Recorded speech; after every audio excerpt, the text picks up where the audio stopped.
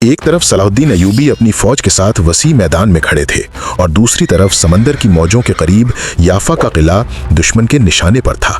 तारीख का ये लम्हा निहायत फैसलाकुन था। याफा किला सलाहुद्दीन की सल्तनत का एक अहम दरवाज़ा था, लेकिन बदकिस्मती से इस वक्त किले के अंदर मुहाफिज सिपाही बहुत कम थे। अक्सर फौजी दीगर महाजों पर तैनात थे और याफा में बस एक छोटी सी जमात रह गई थी जो थकन और भूख के बावजूद दीन के परचम के साए में डटी हुई थी। अचानक रिचर्ड शेरदिल ने अपनी जबरदस्त फौज के साथ किले पर हमला किया। समंदर के रास्ते ईसाई जहाजों ने घेराव किया और खुश्की से फौज ने किले पर यलगार कर दी। किले के कमजोर सिपाही जानते थे कि वो तादाद में बहुत कम है, लेकिन उनके दिलों में ईमान की चिंगारी रोशन थी।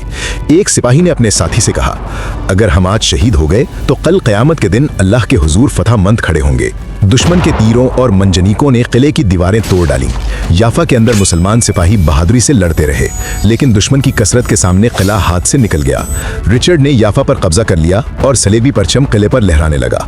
ये खबर जब सलाहुद्दीन तक पहुंची तो वो खामोश खड़े हो गए।